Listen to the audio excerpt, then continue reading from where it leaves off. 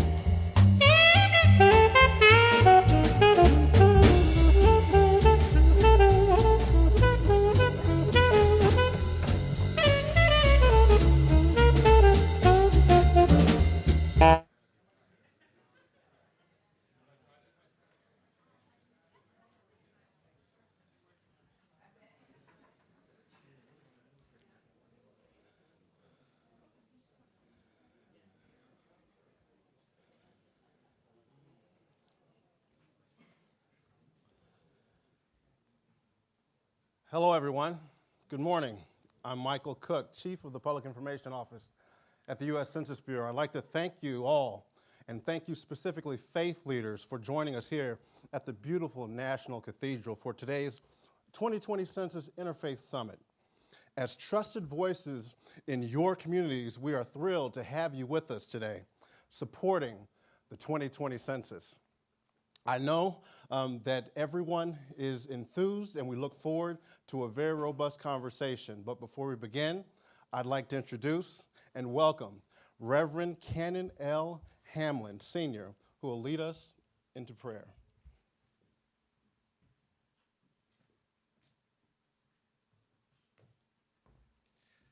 As Canon Missioner of the Washington National Cathedral, it gives me great pleasure on behalf of our Dean and our Bishop, as well as our presiding Bishop, to welcome you to this space we know as the Washington National Cathedral.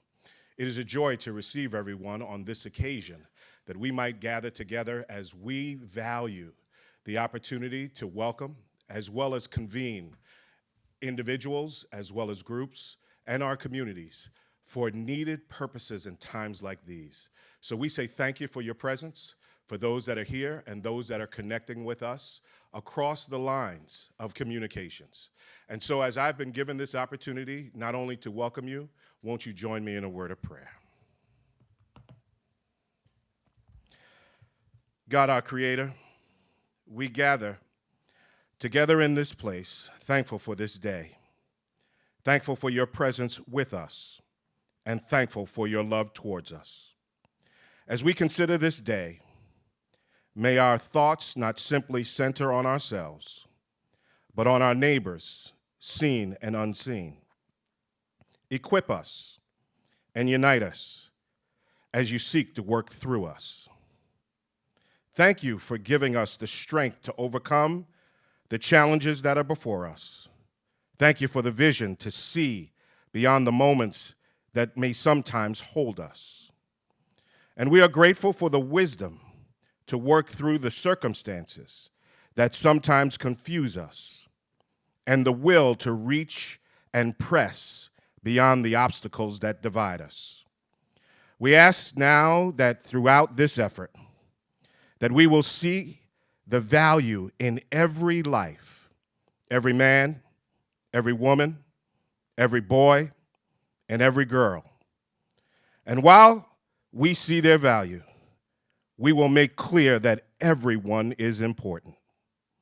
May the leaders present, may the leaders elected, may the leaders appointed, and may the leaders selected seek to serve in a manner more than being characterized as having a correct count, but may it serve as a witness and a conclusion that is both just and right. This we ask as we gather on this day. In your name, amen.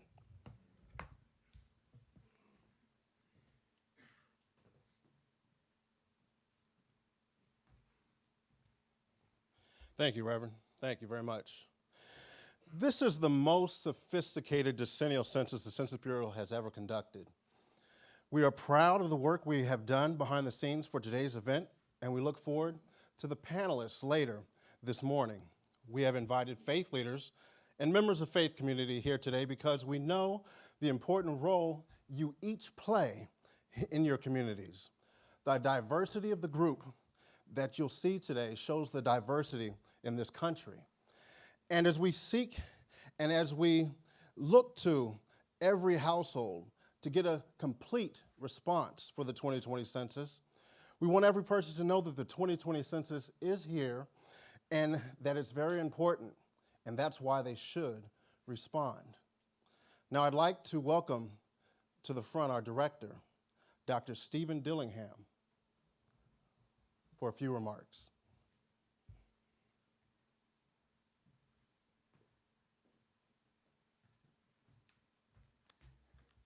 Thank you, Mike, and thank you, Reverend Canon Hamlin, for your opening prayer. Good morning. I'm Steve Dillingham, and I'm the director of the U.S. Census Bureau. Today, I'm very honored to speak with you about how we hope to reach every person across our nation and get them to respond to the 2020 census. With your help, I have no doubt that we'll be successful. We've been planning the 2020 census for more than a decade, and I can finally say it is here. I've been traveling across much of the country during the past year. I've met with many faith leaders and members of faith-based organizations serving various and diverse communities and congregations. If I have learned one thing, it is that you are your community's most trusted voice. We appreciate your help in delivering our message to your congregations and assuring them that the 2020 census is easy, it is safe, and it is important to their community and to our nation. We continue to partner with faith-based institutions and communities to get the word out about the importance of the census, as was mentioned in the opening prayer. Faith leaders play an integral role in the community as you know how to best reach your community and members, hard-to-reach families, individuals, children, national and local leaders, key stakeholders, and followers. For those faith leaders who have yet to partner with us, I encourage you to do so, and do it today. We need you, and the nation needs you. Now, this is a national census, and we all share responsibility in making it successful. We're reaching different audiences across the country through targeted advertisements. You may have already seen some of the ads of the 2020 census, and some of them actually began on Sunday. If not, you soon will see them. These ads include TV commercials, radio spots, billboards, and print ads in newspapers and magazines and other media. Our communications campaign is an unprecedented effort to make sure everyone understands why responding to the 2020 census helps to shape their future and the future of our nation. We're depending on you to tell your members and followers that the 2020 census is their census, and its success depends on their responses. The 2020 census helps guide how billions of dollars in funding are allocated for critical public services that include hospitals and healthcare, clinics, schools and education, programs, roads and bridges, and emergency response, and many other public services, and it will do so for the next 10 years or longer. And our communications theme, Shape Your Future, Start Here, is the foundation for our advertising and communications about the 2020 census. This message reflects comprehensive research that showed that most people are motivated to complete the census once they learn how it benefits them and their family and their communities. Beginning in mid-March, the nation's households will receive invitations to respond online, by phone, or by mail. People can use any of the three options to complete the census. If households have not submitted their responses by about mid-April, a paper questionnaire will be mailed. And if a household still hasn't responded by mid-May, a census taker will soon come to the residence to help complete the questionnaire. Responding electronically or by phone saves time, and it saves significant taxpayer dollars. If we ask the entire nation to respond, or as we ask the entire nation to respond to the 2020 census, I want to remind everyone about confidentiality. It is a core part of the Census Bureau's culture.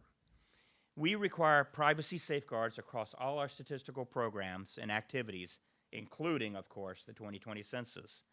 The law requires responses to the Census Bureau surveys and censuses to be kept confidential and used only for statistical purposes.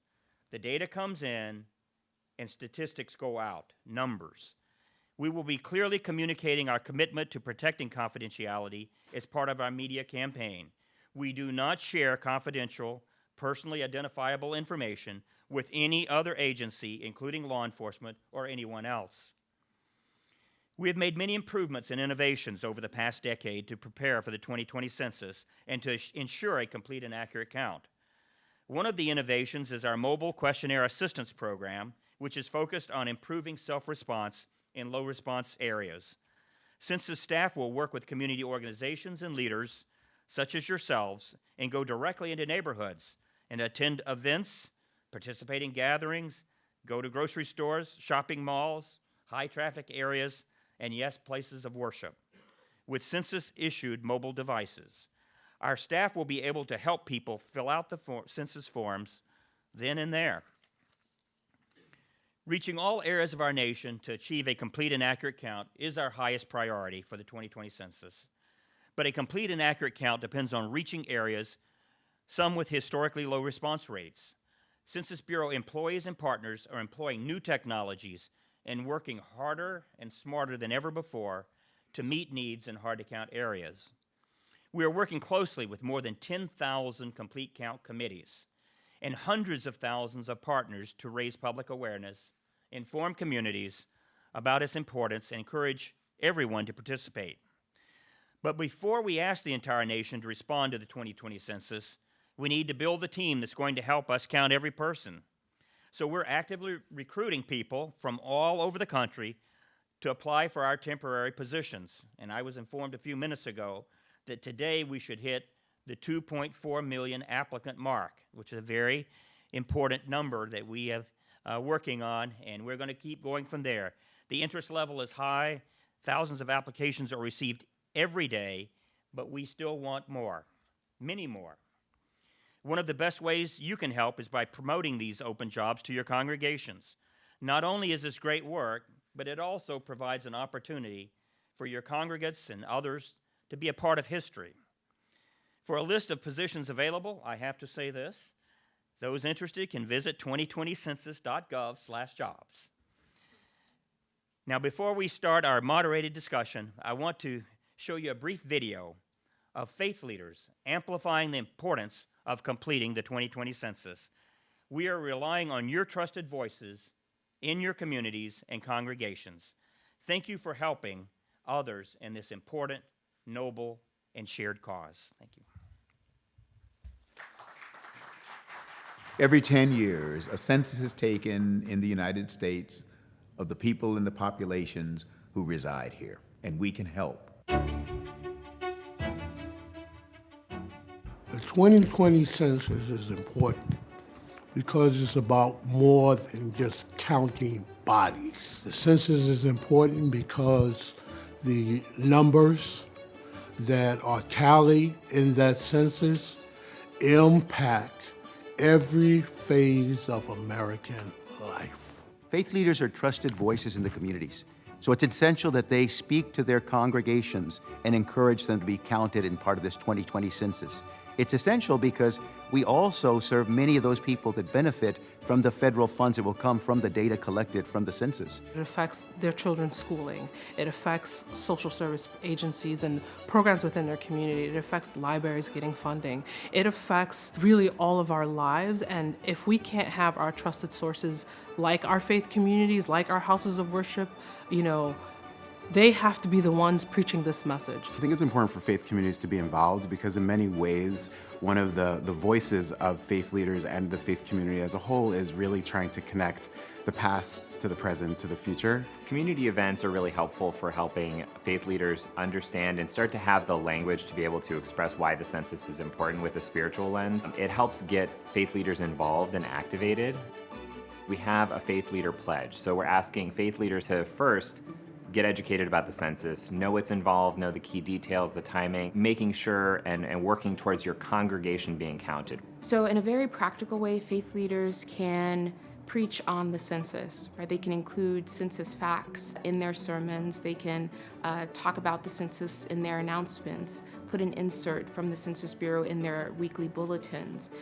They can host a Census 2020 event in their congregation. As a leader in my community, I will encourage my congregants and those that I'm in touch with to take part of this census, and because it matters, and because each one of them matter, and each person matters. This is really about districting, representation in Congress, and it's also about the allocation of government resources. If we're not counted numerically, then those resources are not going to be allocated to our community. Well, it's important for faith leaders like myself to be involved in the 2020 census, and the Hispanic community looks to its leaders to be trusted voices. If we say this is something that is safe and secure, is going to make a difference in our lives, they will participate. The census is safe, secure, and confidential. The information cannot be used against someone. It's to benefit our communities. Let them know how important census. Step forward and make sure that you are counted, because you do count. If you are a faith leader, it is so important that you first recognize the importance of the 2020 census, how it is directly connected to improving the quality of life of those in your community for the next 10 years. It is time to get aware. It is time to move our communities forward. It is time to complete the census. Shape your future. Shape your future. Shape your future. Shape your future. Shape your future. Shape your future. Shape your future. Shape your future. Shape your future. Shape your future. Shape your future.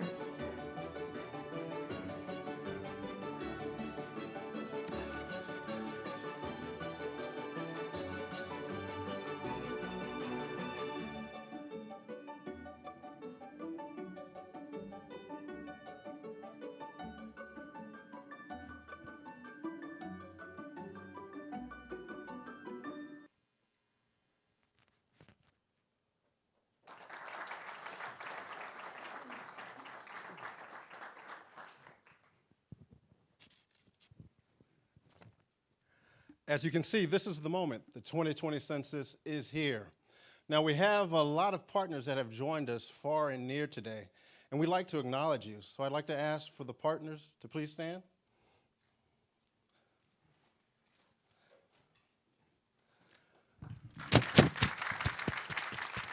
Thank you for coming. Thank you for coming. And I'd like to now turn to our moderated discussion. I'd like to welcome Kevin Ekstrom. He's our Chief Communications Officer here at the National Cathedral, and he will guide us through the moderated discussion this morning. And after that moderated discussion, we'll open it up for more robust conversation with those who have come far and near. Kevin?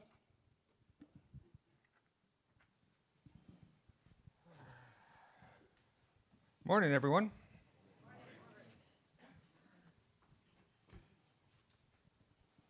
As our panel is assembling here, I'm just curious, how many of you are here at the cathedral for the first time?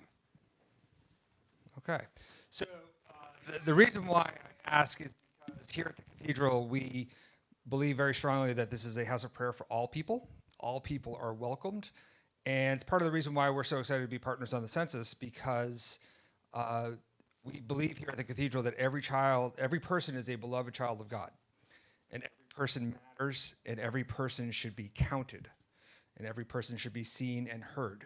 So we're thrilled that you all are here. We're thrilled for our panel, and let's take a seat, get started.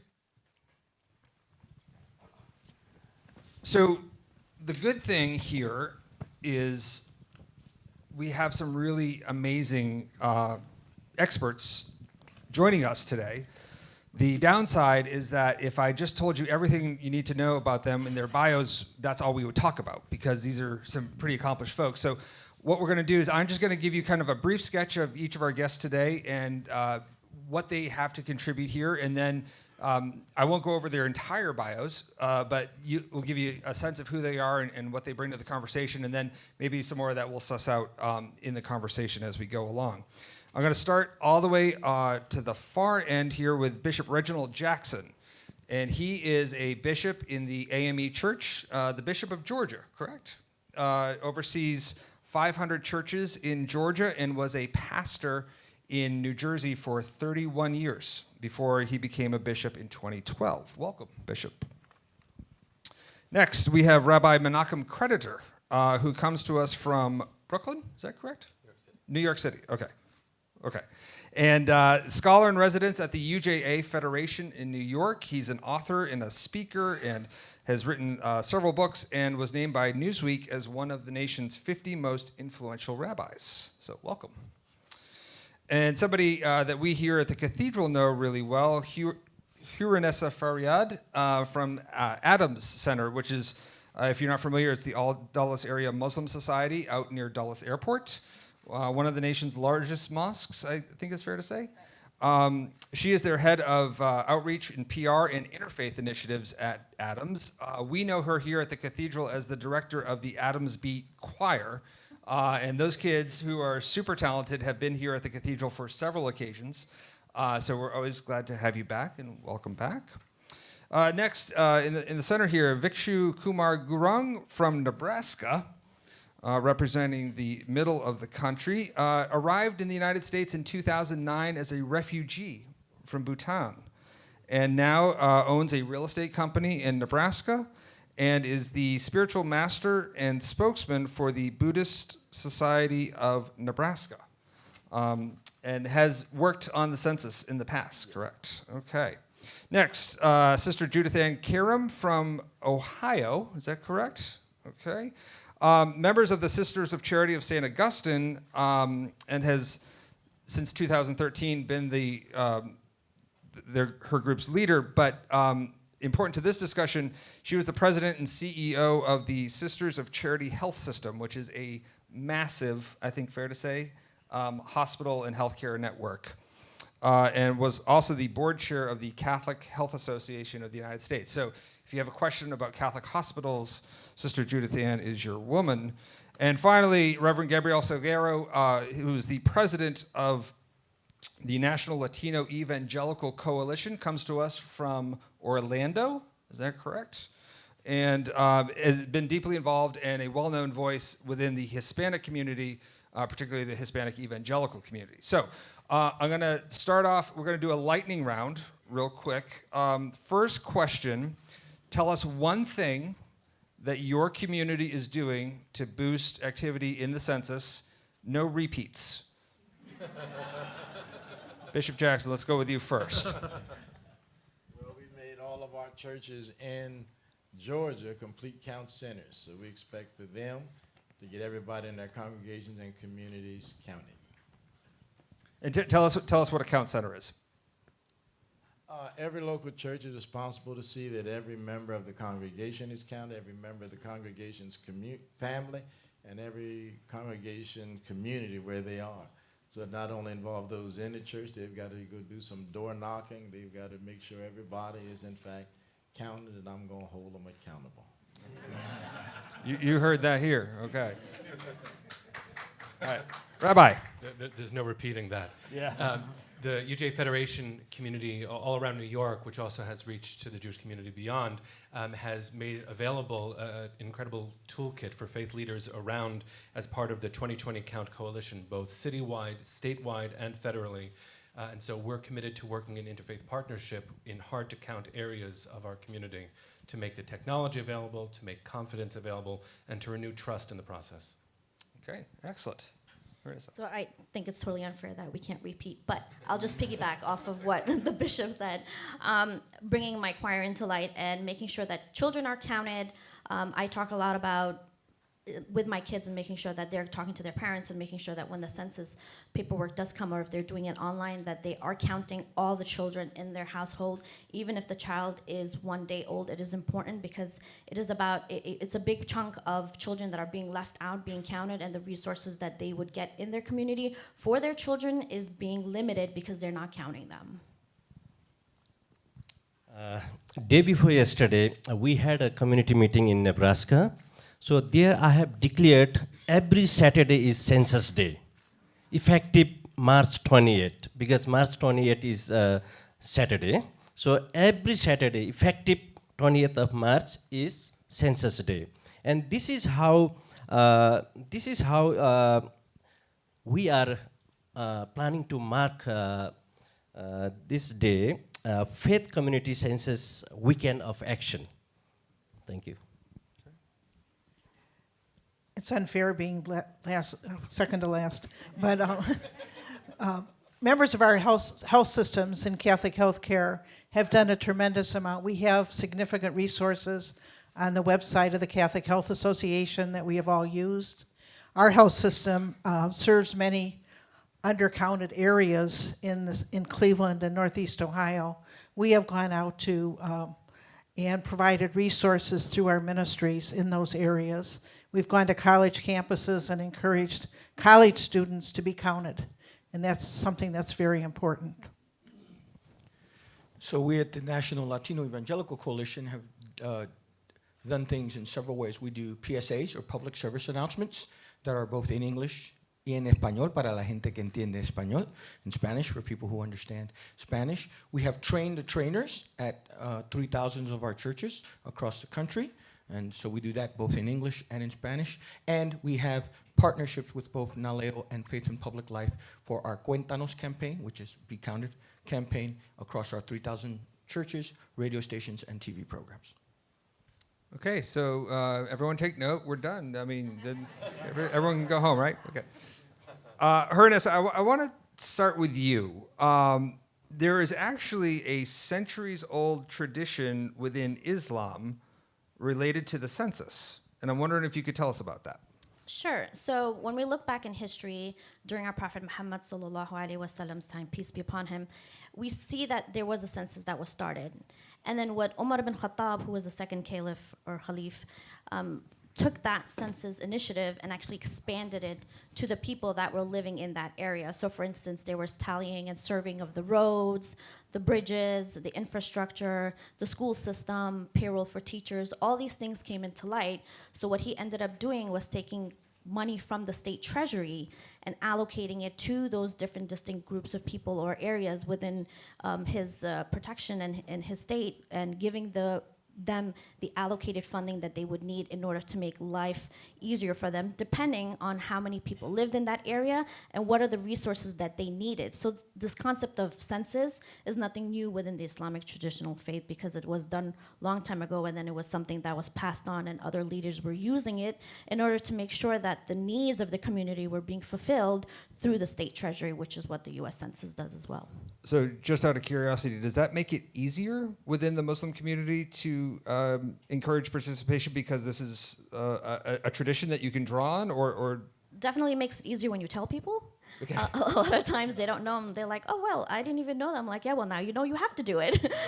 So it makes it much easier when you're giving an Islamic context to it, and you're talking about history and how this concept of census has actually helped the Muslim community from way back when, and how it's been used throughout time, and that they've been benefiting it from it till now, and then now being in the US, and that they have an opportunity to ameliorate the situation of the people within their community. They need to be part of the census. So, Sister Judith Ann, there's also a census tradition within Christianity. The Christmas story starts with a census, and that's why Mary and Joseph went to Bethlehem to be counted, correct? I mean, so there's an equal tradition there, but parallel to that is this idea of caring for our neighbors and for the people who are most vulnerable. And so I'm wondering what within, say, Christian tradition speaks to you on this issue. The notion that every person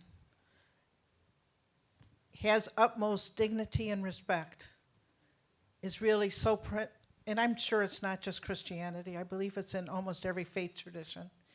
The respect for the individual and the dignity of the human person. We believe so strongly that every person is born and in the image and likeness of God. So the outcome of the census, which is very clearly both federal spending and also the ability to be counted as far as representation, both in Washington and in the state, is important because it signifies the dignity of the human person and resources that impact the quality of life of each individual. That is so fundamental to not only Catholic social teaching, but I am sure, because I see some heads agreeing with regard to many faith traditions about respecting the dignity of the human person. I'm going to jump over to Rabbi Creditor here. You have been blogging a little bit about the census and the religious roots of the census within the Jewish tradition. Can you tell us a little bit about what you've been saying on this? Sure. One of the things to recognize is that throughout the millennia, Judaism has reaffirmed our central narrative, which is the exodus from Egypt. Now, if Egypt is representative in some larger sense, not only tribally true, it's that when we are erased as individuals and seen as threats for being in large numbers, that is the opposite of freedom. And so in Jewish language, which is, again, a very shared thing, this universal aspiration for dignity and to be worthy of God's love in the eyes of our neighbors, as we are freed ourselves, we're called to make sure that everyone experiences freedom, and the Jewish articulation of that is loving your neighbor as yourself, which means I'm going to remind myself and my children and my tribal community of where we came from so that we make sure that what degradations we faced never happen for anyone else. The erasure of our selfhood and of our communal existence is no longer perpetuated. And in positive terms, that means that you must count as much as I do because you are no less created in the image of God as I am. There's a sermon in there somewhere, I think. 3. 3. Okay, so let's go to the preacher, Bishop Jackson. One of the obstacles that the census routinely encounters is making sure that everybody is counted and nobody is left out. And I'm wondering if you could talk specifically about the challenges or the opportunities about counting the African American community, particularly children. And you have some experience with this from your 31 years as a pastor in New Jersey. And I'm wondering if you could talk about what is specific to the African American community that everyone here in this room needs to keep in mind. Yeah, one of the things I discovered in New Jersey was that among leadership, the census was not proclaimed as being important. And when that happens, those who are most left out are the youngest among us. And I was in New Jersey for the 1990, 2000, 2010 census, and each one of those, it was a struggle, making sure that the census was proclaimed, it was announced, and a plan was put in place to make sure people were counted. It was a terrible struggle, and I'm hoping nobody who's here from New Jersey will go back and say, I told it all. But the fact of the matter is, if we in the pulpits don't exercise leadership, I've discovered that the leadership is not going to be in place to see that everybody is counted. And so especially as it relates to young adults and young people, and I say now, anybody who's breathing in your house, the little dog, if it's breathing, count it. So that was the challenge in New Jersey, and that's one of the things that led me to the setup that every church in Georgia would be a complete count center, because I felt if the church didn't do it, it wasn't going to be done. So I wonder if we could just draw that out a little bit. When you encountered resistance from other clergy, what was the nature of the resistance? Did they just think it didn't matter? And what's the counter argument to that? What's the response? Well, the unfortunate thing was the clergy did not realize how important the census was. And I'm hoping that was only a New Jersey problem.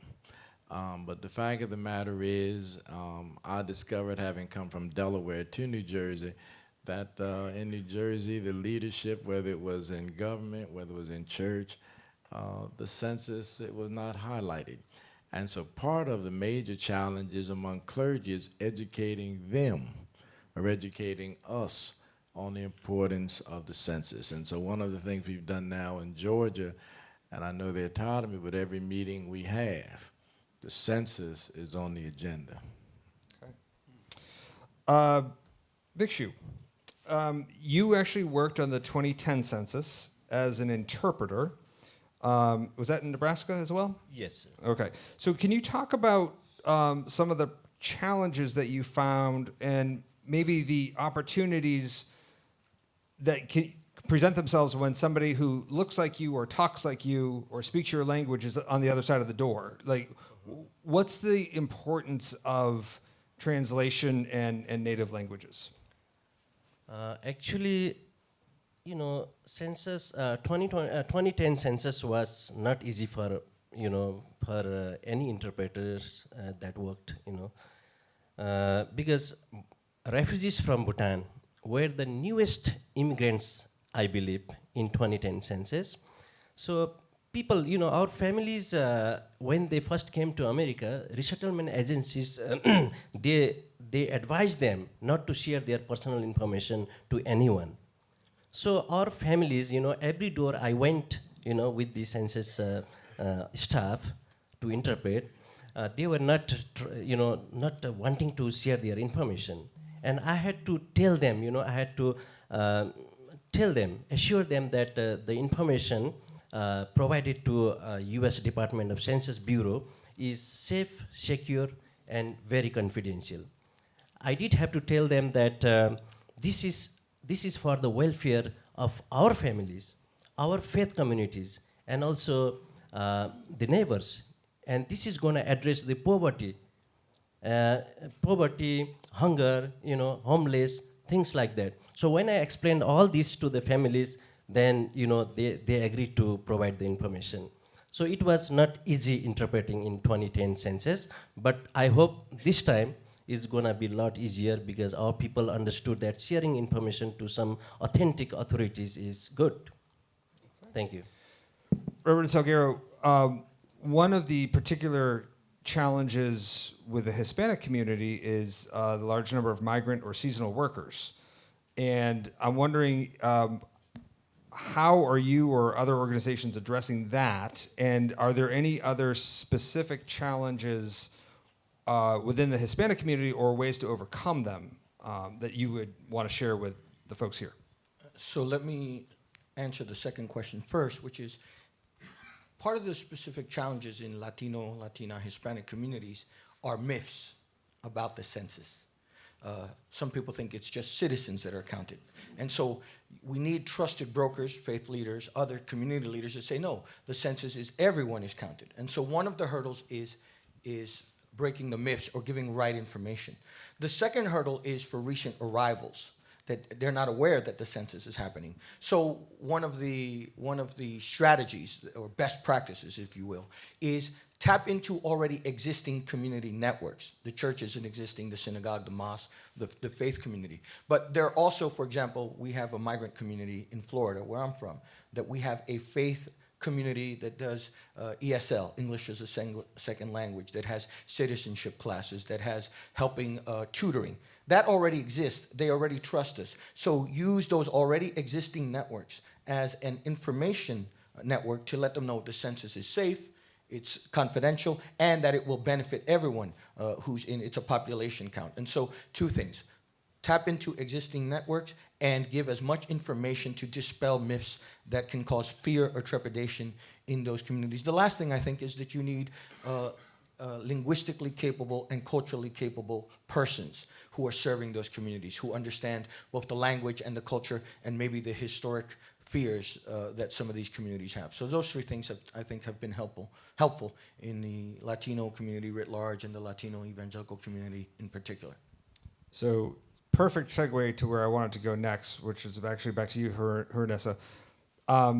This idea of prejudices or that some communities are valued and some others aren't, or that some people are welcomed and others aren't.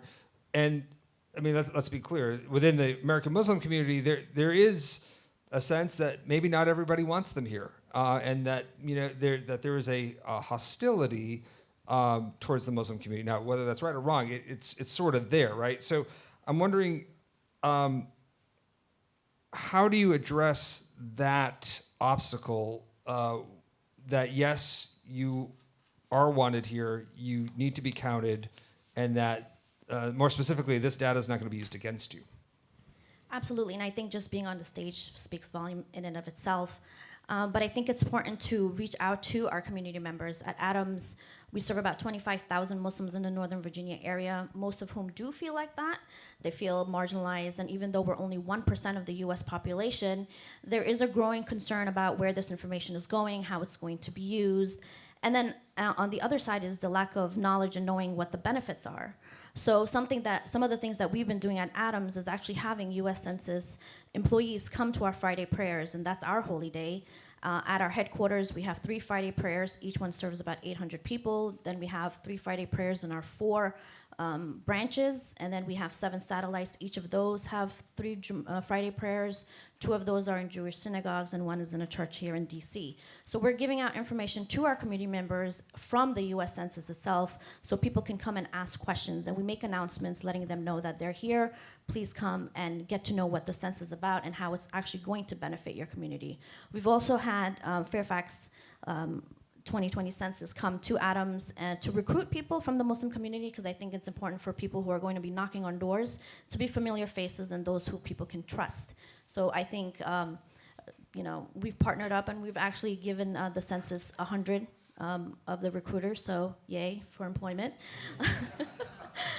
So that's one of the other things. We've also done videos with Loudoun census as well, where I have gone and done a little segment that's going to be released soon. Imam Majid, who is my boss, is going to go and do a segment in Arabic so that when people are listening to it, they will hear different people from different language backgrounds and faith groups actually addressing the communities and being a familiar face. So when Imam Majid gets on one of these prompts and when they see my face, people can connect the face to the message, and it's something that people can actually relate to and take the message easier because it's coming from a trusted source. So they're not looking at someone and saying, well, this person's telling me to do something, but I don't really trust it. And then we talk about the benefits and how the census is actually going to give back to the community. For every person that's left out, that's $20,000 that your county misses out on. That's huge. That's huge. That goes back to your schools, to your roads, to pediatricians actually opening up their businesses in your county, making sure that if they're seeing a large number of children being born or being in that community, they're going to open their businesses there. So from a family perspective and a community perspective, the census has a lot of benefits that we just don't know about, but we're educating the community going forth, and then actually having tablets and laptops at our Friday prayers so that people can do their census when they come for Friday prayer, and having people there from the community who will help them. You can see why we have this panel of folks here. This is rich, good stuff. Rabbi Cigarro, or Reverend Cigarro, I want to bring it back to you. And you mentioned this a little bit. Yes, you're now a rabbi, in addition. We Christians know something about a rabbi. Yeah. So there is not going to be a citizenship question on the census, but yet there's a lot of fear within Hispanic and Latino communities about deportations. Anytime the government comes knocking on the door, how do you convince folks that either the census is different or that they should open the door at all? Well, I think that one of the things that have been highlighted here is who are the spokespersons, spokesmen and spokeswomen, who are giving this information out. Is this the first time they've ever seen them? If you have a rabbi, an imam, a sister, a priest, a pastor, and they know him or her, that already inspires some confidence. So who are the spokespersons? The second thing is we can create, and we are in our train-the-trainers. For example, I'll give you two anecdotal examples. We have a large church in El Paso in our coalition, about 3,000 members. That they're already going there, and that if they can use the technology that's already there by phone, now that we're doing it by phone and also online, and they know, at Cántico Nuevo, our church in El Paso, or our City Line Church in Jersey City, or our church in Maryland that serves people from El Salvador, Casa del Alfarero, that helps them know there are places I can go so I don't feel afraid. The second thing is repetition, repetition, repetition. And when you're done doing that, repeat. Because I think that there are so many false voices, and on different venues and on different platforms, be it our social media pages, our blogs, etc., our radio stations, our television programs. The more they hear it, the more deeply ingrained is, okay, there are multiple voices that we trust that are doing that. And then the hiring of a diverse number of men and women who are actually going door to door, I think inspires some confidence. And so those things are part of that. But I think I participated in the 2010 census, our coalition did, and that was one of the major hurdles. But I think, frankly, I'm celebrating that. I think we're further ahead now in 2020 because we learned from some of our oversights in 2010. So if I made you a rabbi, I'm going to make the rabbi a reverend rabbi creditor. This year, there will be a big online component to the census, and people can fill out their forms online. But you have run into some particular resistance within parts of the Jewish community about the internet, and particularly as it applies to the census. I'm wondering if you could talk about that, and perhaps how do you get around that? Look, I think that there are patterns emerging from the way each of our sub-communities is responding to the question, but within Jewish tradition and within certain segments of the Jewish community, we have challenges when it comes to technology. So some of that comes from within the Hasidic community, or the Haredi community as we sometimes call it, where technology and the availability of it and the acceptability of it is called into question sometimes. It's a permeable boundary between a very self-isolating part of our community and the rest of the world. Now, there are bridges that are formed, but the challenge is both psychological. It is also based on an interpretation of religious stricture. So if I'm not able to use technology, I might never know how to use technology. And if I don't know how, I won't know where or when, or if I'm allowed. And so there's a specific challenge within that community. And part of what we're trying to do is, by having familiar faces, become more familiar with acceptable and focused versions of the technology to allow for counting. And from a religious sensibility place, to encourage communities to recognize what it is on a practical level, on a pragmatic level. If we aren't going to do it because of the centuries and millennia of religious imperative to be counted and to be part of society, we should recognize that we will not receive the kind of support we need within our society, within community, if we don't step forward. So it's in the self-interest of a subgroup of our community to step forward and to be brave and to be courageous. And the other part of that is very similar to what some of us have been saying, is to encourage trust. Because of some parts and their ongoing of Jewish history, it is hard to feel safe. And given the fragility of this American moment, to know that the information is going to remain confidential because of the laws on the books. That is an incredible campaign that we need to do to compete with misinformation and to really reassure our community, and that means everybody, that we have noble aspirations that protect our democracy, and those are encoded in law. And it's a Jewish imperative phrased in the early Mishnaic period, it's around the year 200, that says we have to seek the welfare of our society, without which neighbors would hurt each other. We have to make sure that we are neighbors who help each other, and that means we have to build neighborhoods, and this is the biggest neighborhood we've got.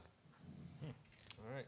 So just to give you all sort of a sense of where we're going and what we're going to do, we do have a time set aside for some audience questions. So if you have something that you want to ask one of our panelists, or if somebody has said something that has really sparked something that you want to share with the group, hold on to that for just a second. And we also have some folks here in the front who are census partners who we want to ask them a few questions as well. But for right now, we're going to do one more sort of round up here, and then we will bring the audience in.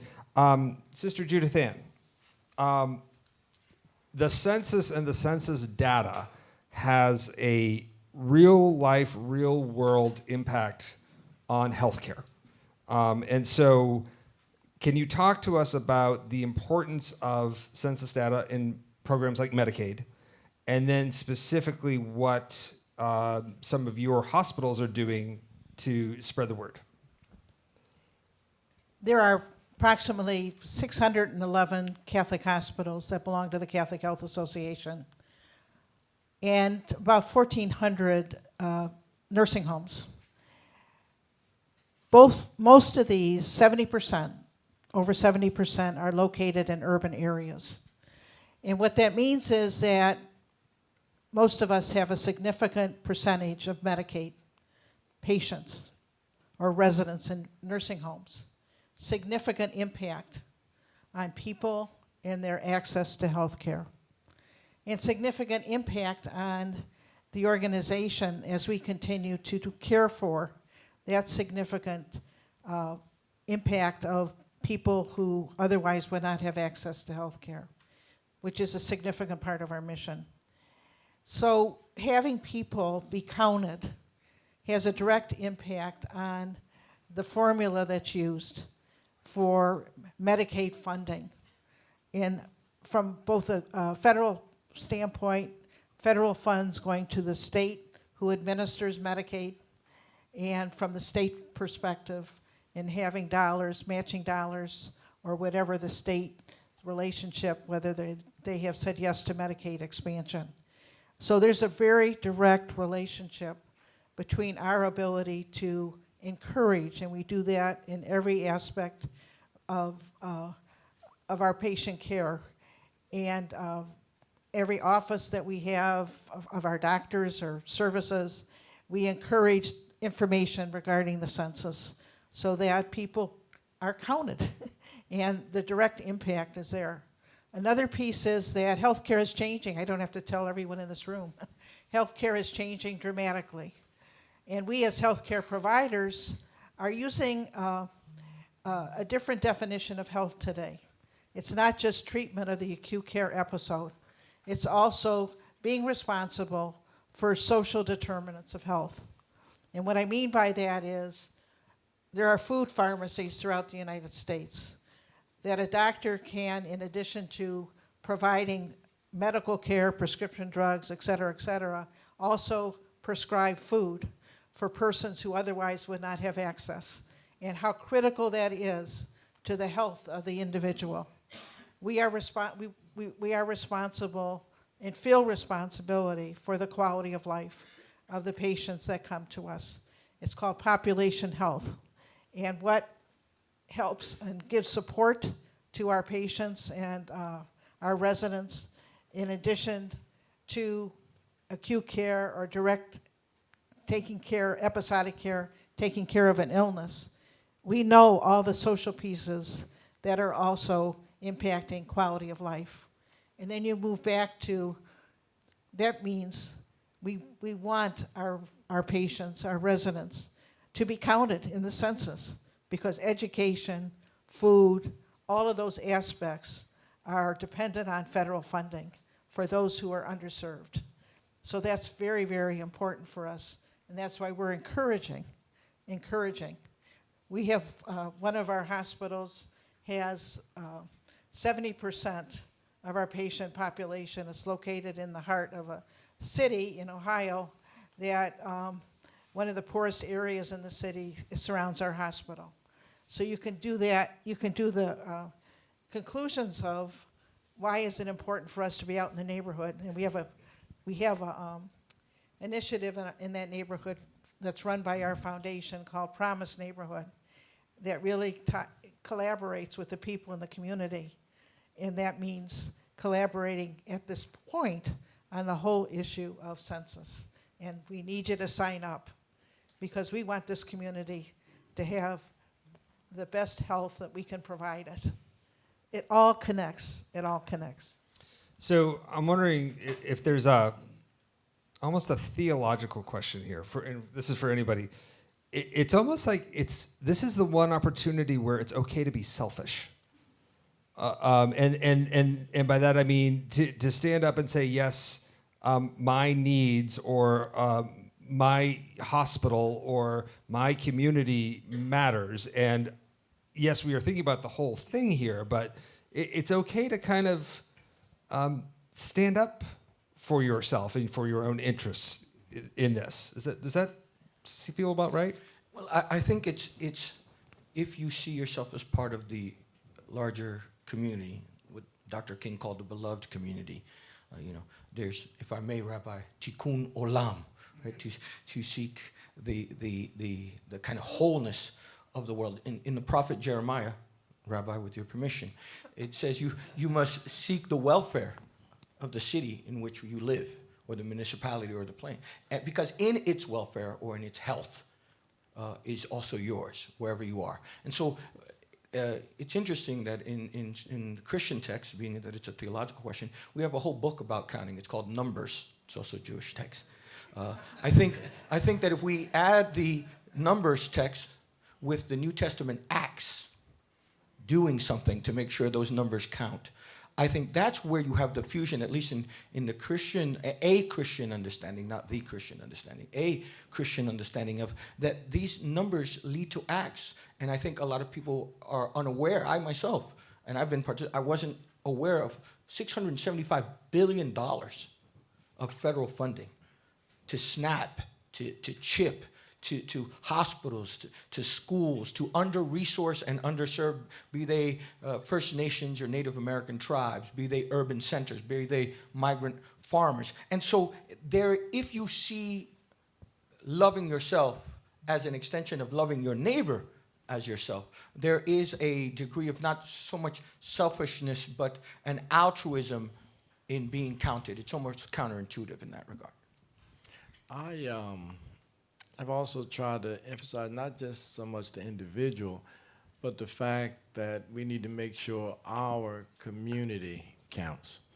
And one of the emphasis we are putting on is to make sure everybody in your house, everybody on your street, everybody in your neighborhood, everybody in this church, to take some pride in we and us. And so we all have to, if you're not counted, then all of us aren't counted. If you're not counted, you're not being counted, having a negative impact on all of us. And I think it's important that we emphasize to the individual that you're not counting not only impacts you, it impacts us, whether it's a library that our community needs, whether it's a hospital or some medical need that our community has, whether it's a school. But if you don't count, then that means all of us are being negatively impacted because of your dereliction. So our point is, make sure everybody counts so that all of us count. At the Adams Center, we're focused on community service and making sure that we're providing services for our communities, regardless of faith background. It is important to let them know what the census is and seeing the benefits and then being left out what the ramifications are. But this notion of where's my privacy, where's my information going? And when I tell them that, you know, under the U.S. Title 13 U.S. Code, that it is protected even way above and beyond the Patriot Act, that your information is safe, it's not going to be used against you. It is used specifically to gather numbers, to come back to your community so that it can help your community within the Muslim community, the Christian community, the Jewish community. We're all neighbors. We're all affected by it. So, you know, when I pitch this to people, I don't just talk about it within the Muslim community. I talk about it to whomever I come across, my neighbors. And as Muslims, it is our job and is emphasized in the Quran and in our tradition that we have to take care of those who are our neighbors and those who live within our communities. And this is one way of actually following through on that Islamic concept of being resilient and being active and being able to pull people in together so that our communities are actually thriving through something that is beneficial to our communities. And just adding on, you asked a question. Theologically, just this morning I asked my father, the senior rabbi creditor who's here with us today, you know, what is the way that you would channel a Jewish language about this? And he said it very simply, and it answers your question directly, which is to say the reason that the census matters in Jewish eyes is because God loves us each individually. And so you phrase it as selfish, and obviously that has negative connotations, but as a self, the purpose of my existence in theological terms is to be in loving relationship with my Creator. So it is a fulfillment of God's love that my dignity is affirmed. And so theologically speaking, and I think it's a very simple and profound way of saying it, the reason why we have to step forward is because I actually don't only exist as an individual. My fears and my hopes are all about a relationship with the universe that I theologically and spiritually experience directly with God. So that's how you know you have a good panel, is when everybody answers your questions before you have a chance to ask them. But Bishop Jackson, curious, there's all sorts of things that churches or congregations or temples or mosques or anyone could do to encourage participation in the census. You can leave a pamphlet, you can have a sign-up sheet. You've talked about on Sunday mornings you have a captive audience. So would you encourage the clergy under your watch or any other clergy to actually preach on this, as opposed to having a sign-up form somewhere? I'm going to be designating the third Sunday in March for all of the AME pastors in Georgia to preach about the census. And I'm hoping members of those churches where the pastor doesn't will call me and let me know. But the pulpit is an awesome platform to preach and teach about the census. In fact, in the black community, the pulpit is the one place where people feel that what they receive is authentic and genuine. And so it's my hope that, John Maxwell in his book, The 21 Irrefutable Principles of Leadership, says everything rises or falls on leadership. And so my comment to my faith partners is, what happens with the census in large measure depends upon our leadership. And so if we do not use the pulpit as a place to communicate about the census and the blessings it can provide to people and communities, then we have become irresponsible. I think there's a sermon in there too somewhere. Vic Shu, a different kind of sermon, social media. Can you talk about what religious leaders can do on social media? I know you have been making some YouTube videos about the census. Yeah, tomorrow I'm returning to my hometown. So first of all, what I'm planning is to create a census committee. So we'll create messages, emails, flyers, and some videos.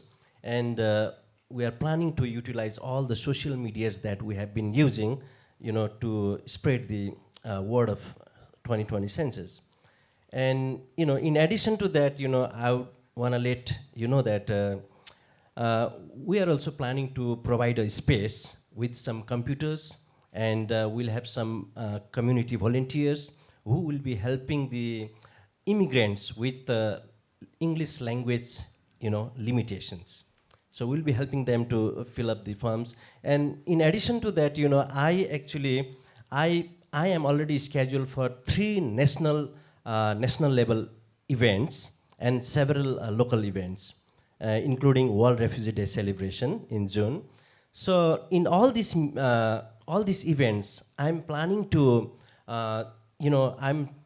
spread the words of 2020 census, explaining them, the benefits, and also in this way, I'm also gonna tell them the social medias that we have been using to, bring the message of 2020 census. So these are my plans, actually. Okay. Before we throw it to some folks in the audience, for any of you here on stage, if you encountered a colleague, another member of the clergy, another community leader, who was nervous about the census, didn't know about the census, didn't know where to start, what would be the one thing that you would tell them in order to help bring them on board? I think what has really been persuasive to me has been the benefits of the census, why it's important. It's not the how people can learn through the different platforms, but why. And conversely, what happens when people don't participate, the devastating impact it can have on local communities. And if one is a steward of leadership, we're all leaders in one way or another. You're a teacher, you're a parent, you're a clergy person.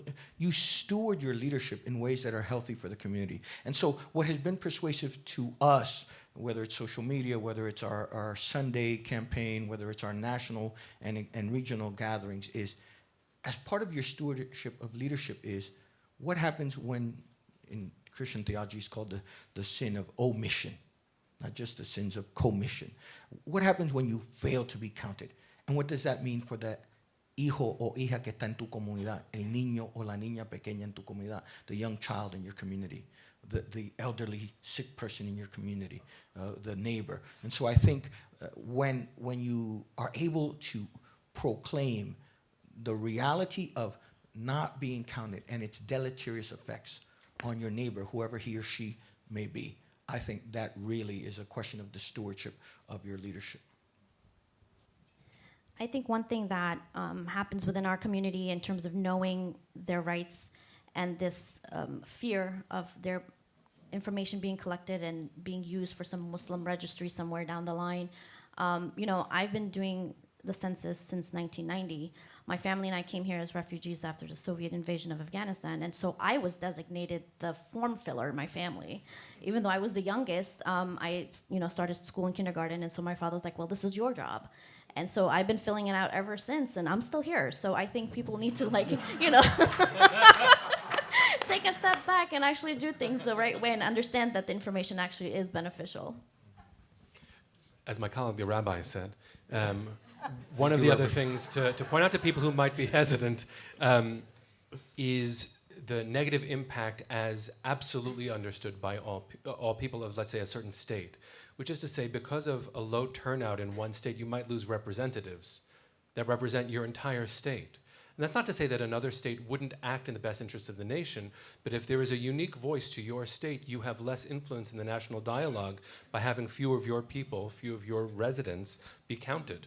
It's a very simple way of understanding that my voice becomes smaller as a part of this part of the community when I don't allow myself to be counted as well. I think it's not very much difficult for me to convince my people or inform my people, because we became refugees for more than 2 decades and had to be in the refugee camp for like more than 2 decades.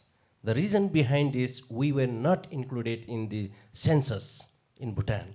We were deprived from being included. So we became refugees.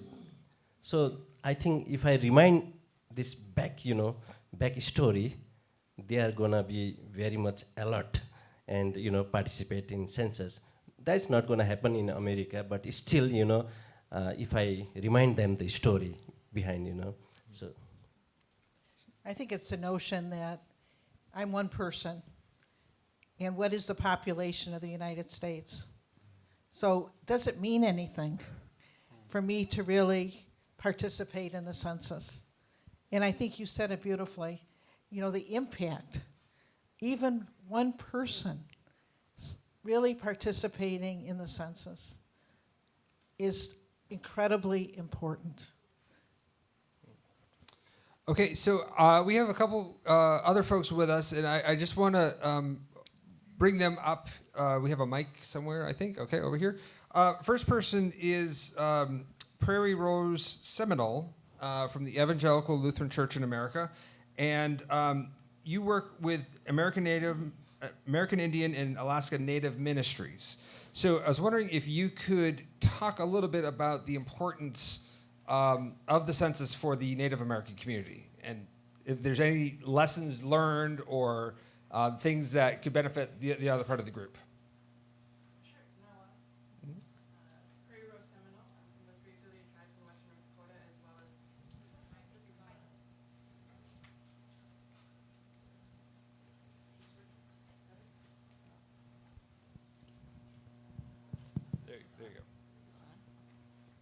Sorry, there we go. Now, way to go, Judith. Hello, and thank you, and greetings on behalf of the Evangelical Lutheran Church in America, where I serve as the American Indian and Alaska Native Ministries Director. We serve about over 10,000 American Indian and Alaska Native people within the footprint of 3.8 million ELCA Lutherans across the country. From the first person counted in Tuxuk Bay to here to the Piscataway and Pamunkey, whose lands we sit on now here in the area, the ELCA is becoming a national partner with the Census Bureau. Take mine. So the ELCA is becoming a national partner with the Census Bureau to ensure that our people are counted. This affects our rural indigenous communities just as much as our urban indigenous communities with the often invisible but very personal infrastructure such as healthcare, education, from our Head Starts to our tribal colleges being funded and Pell Grants being available. The resources that we have through our ELCA advocacy and our partnership as a denomination with the Census Bureau, we're allowed to get the information out into our communities and our rural communities.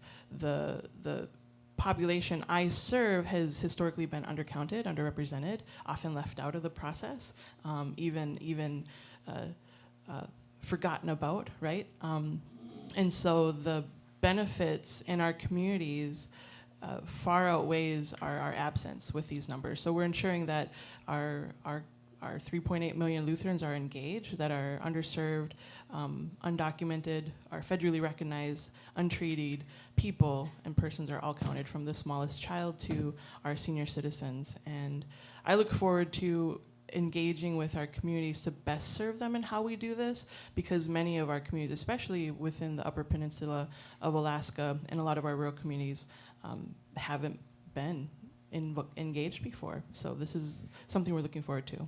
And how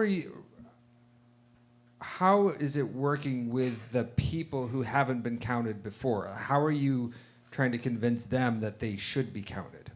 Sure, and it's what our panelists said previously. It's the benefits that each person is roughly $20,000 into communities, and underserved communities will benefit greatly, especially with our education, our food programs, our medical facilities, as well as electoral politics. The census designates guidance on electoral mapping. And so here's a community that not only is largely underrepresented in counting, but within our vote. And so we're ensuring that all of our partners are informed and equipped. We've put out job postings as well, so hopefully that 2.4 million applicant mark includes a lot of our Lutheran rural neighbors. The information coming into our rural villages and communities, we're working with tribal leadership that have been identified through our faith communities as well to ensure that they know the information they're getting is safe and accurate. Okay, thanks so Thank you. much. Herb Smith, there he is, from the LA Mission and Citygate. Tell us a little bit about what you do and in particular some of the challenges of the homeless population when it comes to the census. I am Herb Smith, president of the Los Angeles Mission, also former chairman of the board of the Citygate Network, and I'm pleased to represent that network, which is over 300 missions across this country that provide daily services, shelter, food, clothing, and transformational life services to individuals as well as helping them achieve housing. And it is part of our mission to get people into housing, but all the services that are represented are affected by the census and by the count. So it's extremely important. Our faith tradition says that God knows the number of hairs on our head, but he left it to us to figure out. And so in the purpose of the count, he knows how many people there are that are counted, but we got to go figure it out. And we do that in the homeless services every year with pit counts. We're not unaccustomed to the challenges of finding people under the overpasses and in the back of dumpsters, as well as people staying in our facilities. So I'm pleased to say that Citygate Network is pushing very heavily to have all 300 of our network members participating. The Los Angeles Mission is already signed up. We already are scheduled to do the count on April 1st. We have individuals from our programs reaching out to be employed. But I think it's very important because homeless services is something that this country needs to address, and we're here doing that every day, but the census is going to help us to achieve that. Not only the faith-based component of what we do, but we all drive over the bridges, we all use the schools, we teach, we use academics, we use healthcare, and so we have the opportunity to do that and to be partnering in that with this illustrious group and with the census, so thank you for that. Thanks. Okay, and our last question, and then we'll open it up to the audience, I believe. Harry, is it Quiet? Quiet, okay. Vice President of Volunteers of America, and I'm wondering if you could turn around, introduce yourself, and tell folks how VOA is getting in on the census. Very well, thank you. I am the Vice President of Volunteers of America, and we are, most people don't know much about us, but we are actually the single largest provider of affordable housing in the country, everywhere from Alaska to Puerto Rico. We provide housing and health care. We also provide 100 different kinds of services in the communities where we serve. And the census, of course, is extremely important to us for a lot of reasons because we serve that very vulnerable population just as the mission does. The people who are less likely to be aware of the census and less likely to know how to fill it out or even when or how to do these things. So we have a network of ministers. We are in our 124th year of being a ministry of service, and we have all of our ministers on alert to try to, as they interact with our clients on any level, to make the census aware and make them aware that they count, so they should be counted. That we can help them with this in any way we need, whether it's help them by pointing out they can do it by telephone or even using our own computers or pointing them to libraries where they can have computers. But we want them to know that they count to us because we, like our illustrious panel here, do believe in the individual human dignity of every child of God. And we want to make sure that they are counted. Because, again, the services that we provide are frequently augmented by these federal grants and local, state, and federal monies that we need to make sure that they get their fair share of those things. Because without them, it only makes the struggle a lot harder and much more deep. And so we need to make sure that we get them there. And I understand why so many people are reluctant, or actually we serve a lot of folks who we also serve a lot of veterans, and a lot of whom are suffering from what we call moral injury, who really have kind of lost hope. And they don't really see much use in doing anything for themselves or anybody else. So we have a little bit of an uphill battle to try to get people to understand that. And I understand a little bit of the reluctance about the whole idea of government intrusion as well. I mean, I'm a hillbilly from the mountains of North Carolina, where anytime we saw somebody from the government, it was usually a revenuer. And, we didn't care to have them sticking their nose in our business, and we still don't. But it is up to the pastors in those mountain communities, as well as it is in the ministers in our facilities all over the country, to explain to people that this is for your benefit, our benefit, as we've said before, the community benefits. Because faith is something that is lost without community.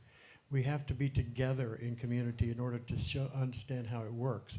And so if we're doing that, and we're able to let people understand that there's no threat here, but only benefit, hopefully that will work. And we're really going to push hard to have our ministers, who are parts of other faith communities as well, where they live, to push both there and within the services that they're providing, to say, let's get this done. Let's make sure that these people are counted, because we believe they count, and we need to make sure that the world knows they count. Thank you. Thank you. So before I turn it back over to Michael, would you please join me in thanking our panelists this morning, who have done just an extraordinary job.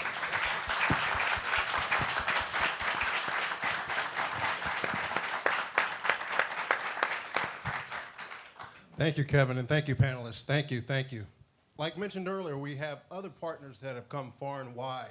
And now we're going to open it up just a little bit to have those partners that have traveled here to give comments and questions to further the discussion today.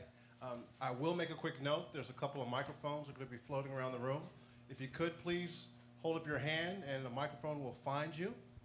And then also, one quick note, if you do have some questions pertaining to the programmatic aspects of the 2020 census, I'll hold a session after this for you to ask those questions. We have some census executives in the building today, okay? All right, do we have a question right here on the front row? Thank you. If you could just yourself. My questions, I'm not here to give questions, but I'm here to share. I'm the president of Global Witness in the organizations in this country right now. We have our sub-office in 22 states already, more than 32 sub-offices running in different cities.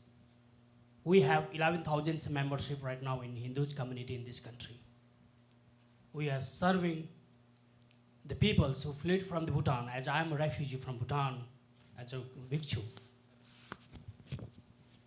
I remember that when my father was killed inside the jail of Bhutan because of freedoms. And today, when I'm here and became a citizen in 2016, after I get the citizenship and open for the freedoms of my religions as a faith leaders, I remember my father and his soul, where he is right now, and thinking about his sons, speaking here as a faith-based community summit in 2020 for the census.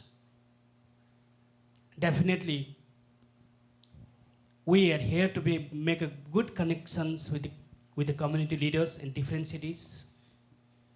I am based in North Carolina, but my other faith community leaders who work on our organizations are all over the United States. And we publish our calendar every year, and we distribute more than 20,000 copies free of cost. Every month we publish a bulletin about the articles of young generation, so we can be a partnership on that one. And we are here to help Census 2020 to be accounted from one individual's member from the community. So thank you, Census Bureau, who gave us this opportunity to come here all the way from voiceless area to be a voice and to reach out to all the faith leaders, faith community groups, and these groups, opportunities, entrepreneur, all to share, to listen our voice. Thank you to each and everyone who is going to be participating in 2020 census. And definitely Global Bhutanese Hindu Organizations is going to be one of the member who never being a participant. In 2010, we are only few refugees are here in 2010, but after 2010 to 2015, we have more than 80,000 people are resettled in this country. So those many people, 80,000 people are going to participate in 2020 census from only the Bhutanese, global Bhutanese Hindu organizations. We already have a meetings, we already have a discuss, and all the way when I'm returning from here tomorrow, I have another speech in Chapel University on the topic of global refugee crisis. I'm definitely going to share about Census 2020. Thank you. Yes. So I have more of a question. I understand the how-to, I understand what we need to do. But coming from a sanctuary city like Chicago and understanding the threats that are happening in our community and the visualization of those officers there, ICE, and now the aspect of the administration sending border patrols and those things, it's a very, very real place for us with fear. This summer, we experienced ICE in our community. We experienced the fear. We experienced the traffic of what that created. And so as a minister who has a far reach, it's something for us to really consider how we're going to do this. Because even for the last couple of weeks, the words that have been coming from the administration to sanctuary cities and to places where we have to legitimately say, if we're going to rise up and they're going to use our trust vacuums to reach to our community, do we have a guarantee from the administration, from the department, that our information doesn't go to those places? Because there's a legitimate fear here.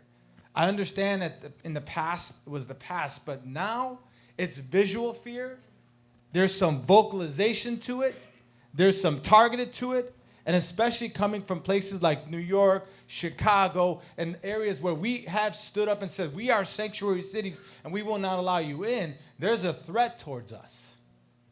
And so I understand what's been said here from a pastor and those things. And we're going to do what we're going to do. And we're going to get our congregations together and our forces together.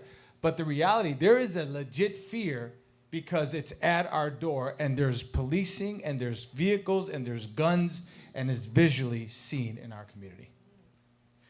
If I may, thank you, Pastor, for sharing that. I'm a pastor in Orlando, Florida. We may have even met before. And so our church is 5,000 people. Our coalition is 3,000 Hispanic evangelical churches, some citizens, some immigrants, some undocumented immigrants. I worked on DACA for a long time in Chicago and in El Paso. And so I want to say that there's a way to recognize fear. I think we need to be honest. If you're going to be a trusted broker, we can say there's fear.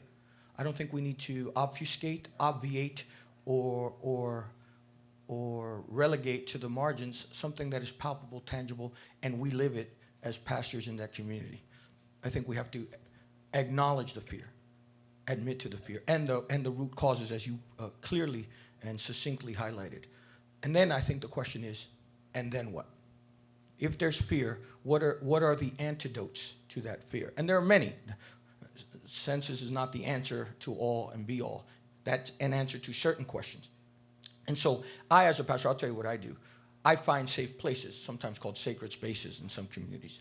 So we do things in our church. Our church is a safe space. Their faith communities are. You have to create the safe spaces. In addition to that, to creating the safe spaces, you can't stop advocating, right?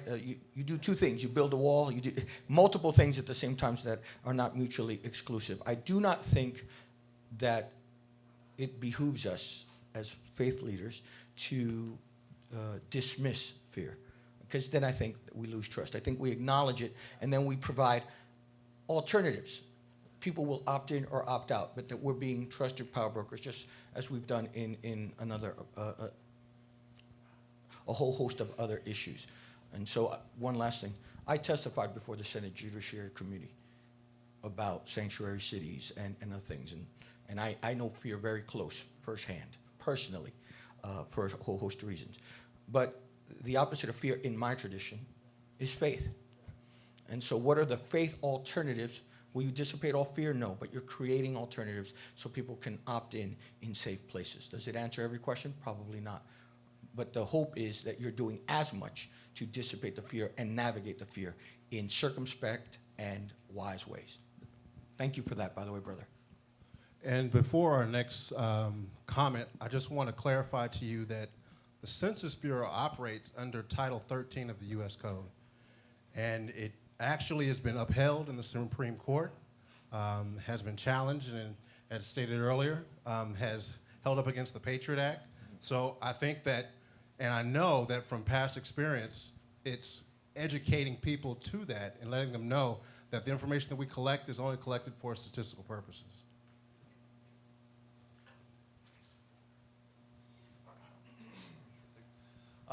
Father Michael Soriel from the Coptic Orthodox Archdiocese. I just want to give a quick context and then a question really for the rabbi and my sister. So we participated as a faith community in the census in 2010. We've tripled in size since then as a community, some of it just from normal immigration and other parts of it just a result of the increased immigration due to the revolutions of 2011 and 13. So our community is thankfully quite networked and very close to one another, but as the both of you know well, Middle Eastern North Africans tend to be a bit skeptical of government. And so our community has really gone from about 100 communities with about 125,000 to 250 communities, anywhere between 400,000 to 500,000 in the last decade. So my question to you really is twofold. As Middle Easterners and understanding that context, how would you approach and how would you advise to approach the community? And number two, is understanding the skepticism and fears that sometimes exist with government authority, power structures. What advice would you give, and how have you seen that in your own context? Thank you. Thank you for that question. Obviously, the Muslim community has always been under the eye, and there's a saying, if you're not at the table, you're what? On the menu.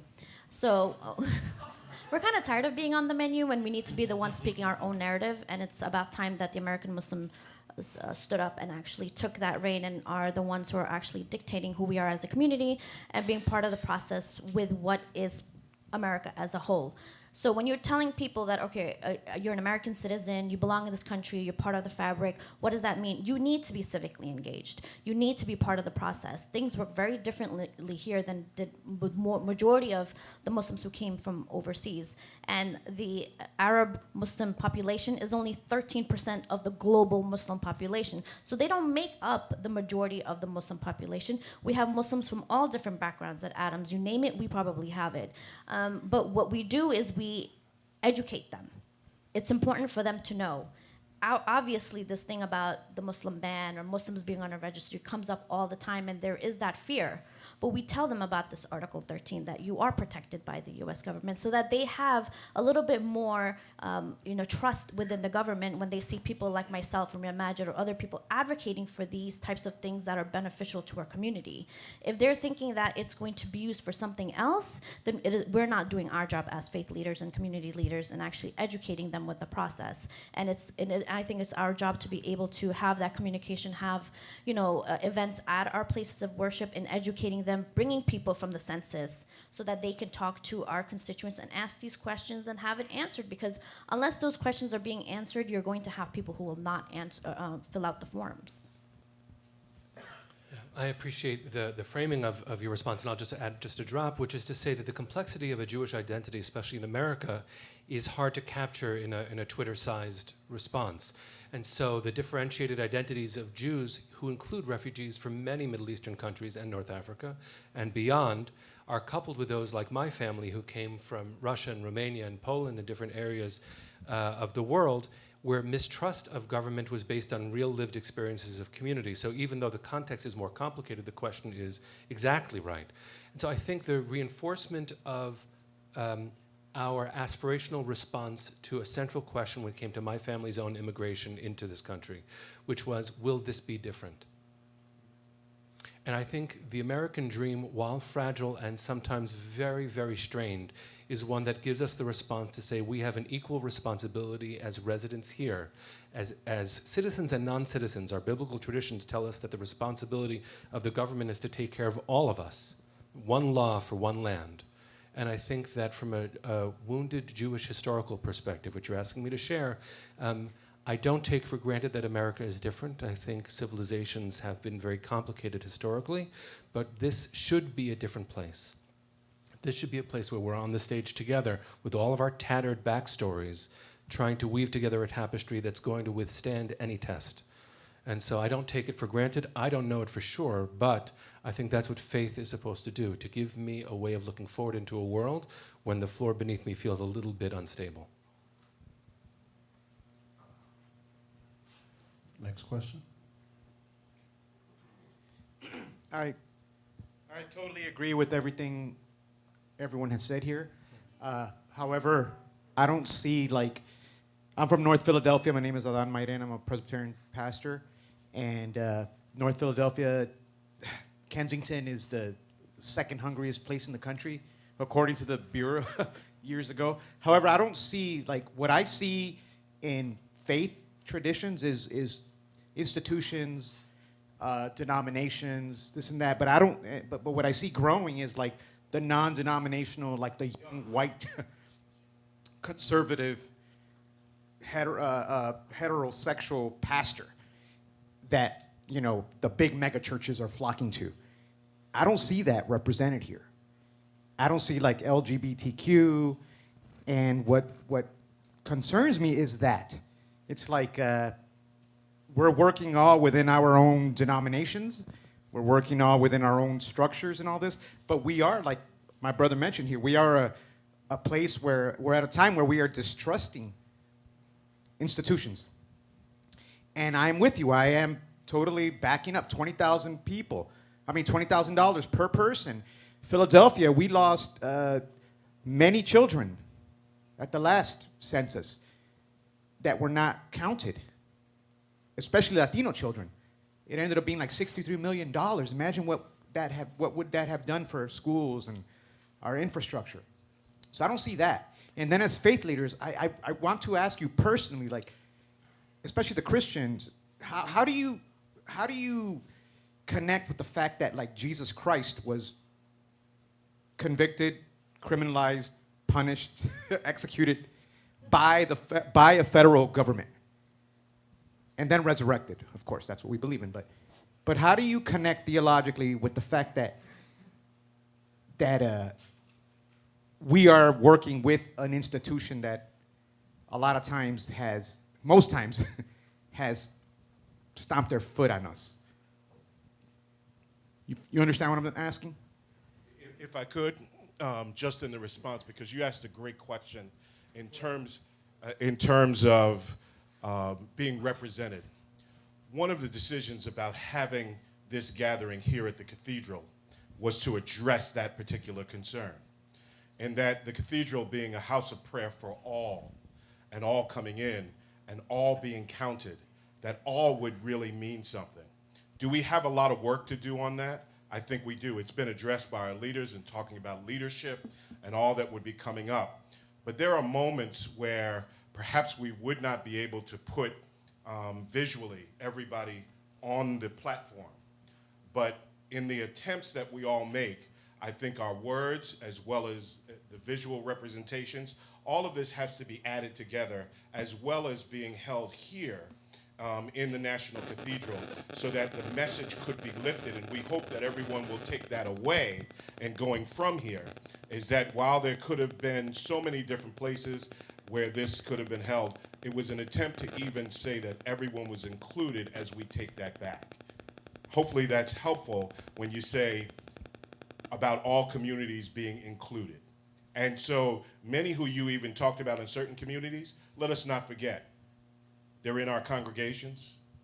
They're in our churches. They're in our mosques. They're there. And so we do speak for them and hope for them. Yeah, and if I could add, when we go out in our communities, to assume that there are no lesbian, gay in our communities, I think is erroneous. Our effort is to get everybody in the community counted. We don't ask, do you belong to a church?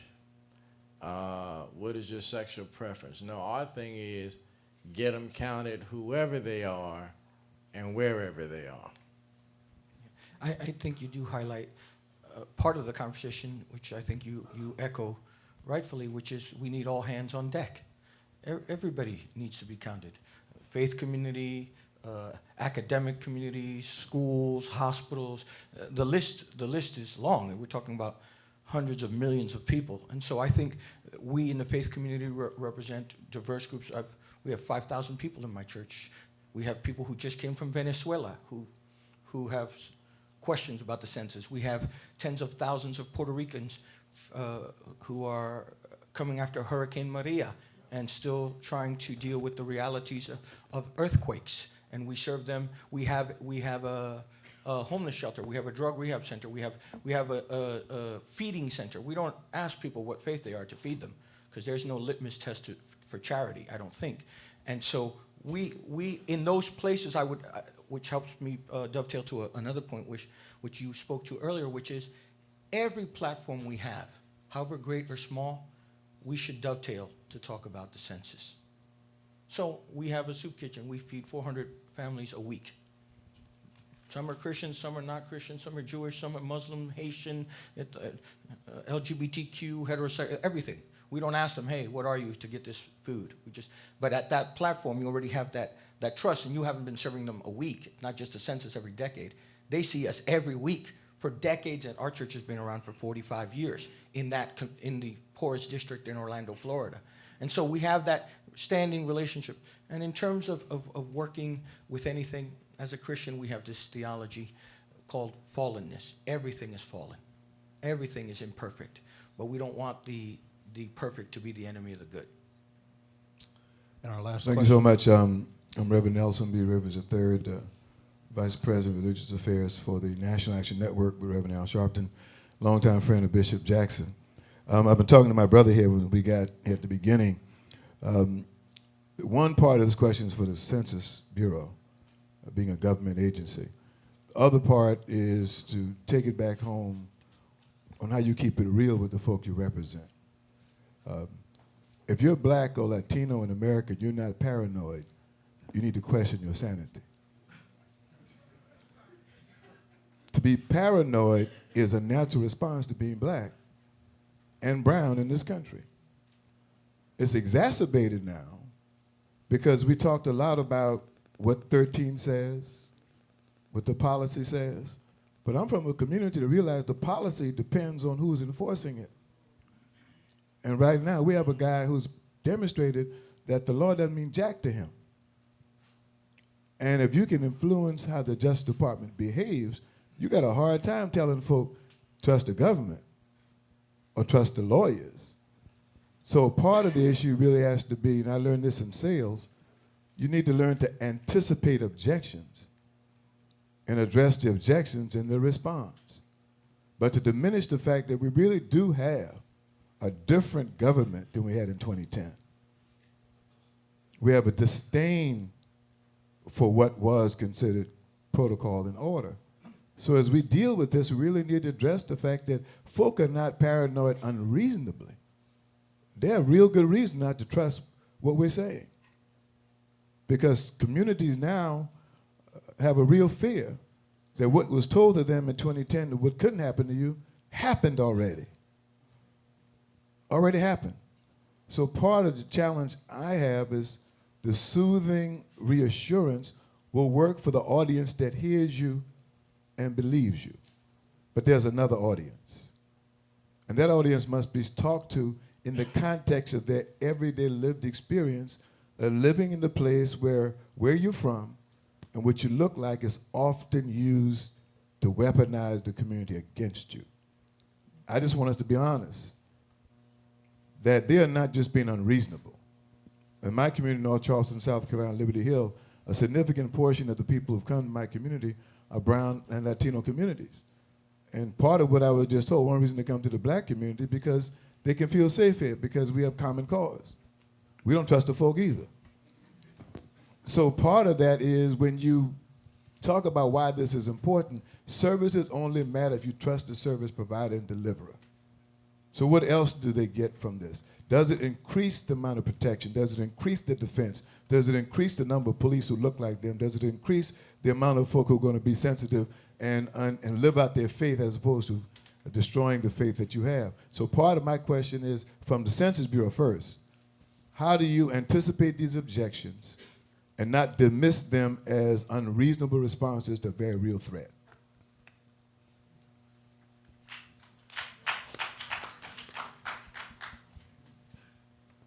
Sure. Let me ask a couple of several members of our team here from the Census Bureau to stand up. Al, Em, Fernando, Ali. Just on behalf of the Census Bureau and on behalf of, we are in fact a government agency, we have a proven track record. And I can assure you that not only does the law require us to do our job professionally and to protect confidential information, and we have all the systems in place, the most sophisticated systems available to protect the information. And by the way, I don't have access to the information. So it's very limited and very protected, and we've got a track record since the 1950s when the laws were passed. But more importantly, we have dedicated folks throughout the Census Bureau. This is their lifetime dedication. We have Fernando here. This is his 5th decennial census. And we're very proud of the track record. We're very proud of the professional commitment to protecting the confidentiality of all information. Now, we would be glad to discuss with you some of the ways that we do that. Ali here is in charge of our communications campaign, and we've got some excellent commercials, et cetera. But the important reason that we're having this meeting today are the truly trusted voices that are right here, including yourself, representing your communities and on the stage. There's no more trusted voices than the religious leaders in this nation. So we appreciate the partnership, the messaging, and the effort that you all do. And we will do our share, and we hope that you can help us in that. And by working together, we can communicate the right message and build the trust, because the census is, in fact, built on trust and engagement. And we appreciate all our partners and your support. So thank you. Just very quick about this. When you say that I have trained folk that can communicate confidence and faith in the community, and all men stand up, the optics are that that's a part of the problem. And it may be just inadvertent, it may be because all these folk are the folk who's happen to be here today. But when you invite folk from all over the country, and when you want to reassure me that we get it, we got it, we're going to do it, and all the brothers, all the men stand up, that's a part of the optical problem that maybe you may be left with it not being said. But part of what I do is my job is to talk about what folk don't want to talk about. They'll talk about when they leave. I want you to hear it now, that you don't give us a lot of confidence, that you feel it, get it, and understand it, because frankly, your privilege goes with you everywhere you go. And there are a lot of folk who would reassure our community, because women, frankly, as Kelmo said, it's time to put women in charge, but what it's really saying is that the folk who feel it often are the folk who don't have a voice in our community where you sit. I'm not saying they don't have a voice. They don't have a voice where you sit. So I just want to represent from an optical standpoint. I know what you meant to say, but what we saw was different from what you meant to say. Reverend, if I may, I'm Alfonso. I'm in charge of the execution and completion of the 2020 census. I'm the senior executive over that area. For decades, the black and brown communities in America have been undercounted. We've been undercounted decade after decade after decade, and if we allow fear to cause us to be undercounted one more time, we are putting power in the hands of people we do not want to put power in their hands. We have to stand up and say, I'm going to be bold and I'm going to be counted in 2020, and that will make a difference. If you look at the civil rights movement, one day, one lady sat down and decided not to get up because she was going to make a difference. We have to be the people that are stepping forward in 2020 to say, yes, we will be counted, and therefore we will have power, we will have financial resources, and it will come to our community because we will stand up to be counted. And to address the area about women, we have women all over. It just happened that the three of us are sitting here. Hello, sir. Hello, Reverend Rivers. It's lovely to meet you. My colleague Josephine and Tanya and I were booking your trailer just a few hours ago, so it's nice to meet you. So I'm Shagufta Ahmed. I'm with the National Partnership Program, and in fact, I'm in charge of the faith event for all the partners. I'm in charge of leading the team, which reflects both women, men from all different racial backgrounds and bilingual backgrounds, Latinas, as well as all different faith perspectives also. And so we, along with Robin Bachman, my boss, and Anna Owens also are my supervisor. These are the three strong women that are leading this faith initiative. It's these three women right here. As it often is in our churches, and our mosques, and our synagogues, and our temples. So all these men are standing behind these women. I just want to let you know. So thank you. Thank you for emphasizing that point, and make sure to emphasize those points in the faith institutions we come from. If I could add one thing, Reverend Rivers, I want to thank you because I knew you would get to the point. No, but let me add, I think the question you raised highlights the importance of faith leaders with the census. Because the fact of the matter is, if we're honest, a lot of black and brown people are not going to trust the census unless the leadership of the church is involved in it. Because really what we're asking them to do is trust us. And so I think your question highlights why it's important that all faith leaders in this crowd and across this country have a responsibility, because the fact of the matter is it's going to take folk who look like them and who live where they live to get them to trust us on this census.